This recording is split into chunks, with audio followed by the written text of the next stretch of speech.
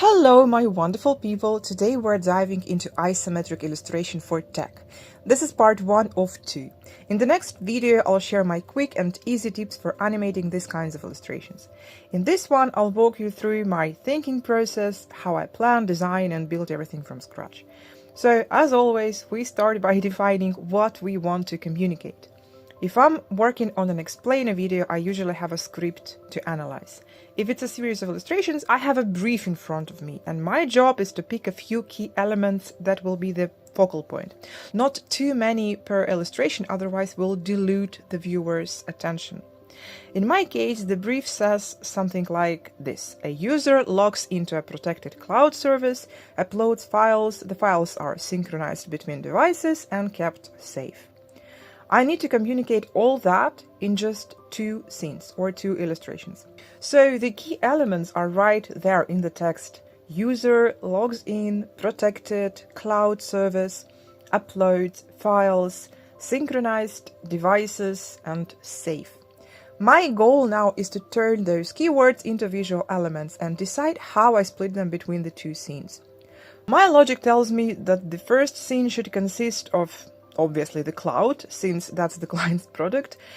And I will also add a user avatar, a login bar, and a lock with a key to show security. By the way, if this video is inspiring so far, please give it a like, it really helps the channel.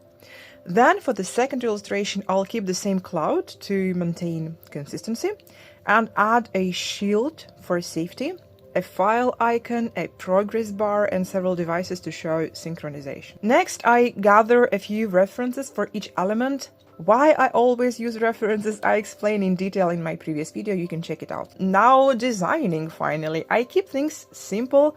Most of the time I use the built-in 3D extrude and bevel effect in Illustrator. I pick one of the isometric angles, set the extrusion depth, then I expand shapes and start recoloring. Typically, I stick to 3 or 4 colors, a dark tone for shadows, a light one for highlights, and 1 or 2 vivid accent colors that match the brand. The key to a good composition is balance between large elements, medium ones, and small accents. Therefore, I resize my vector elements to create a variety in size and add tiny decorative details like thin lines or small cubes to just tie everything together. Sometimes I create a rectangular grid, rotate it so that it's isometric, and then use it as a guide. Make sure snap to point is enabled, and now you can draw precise lines wherever you need them.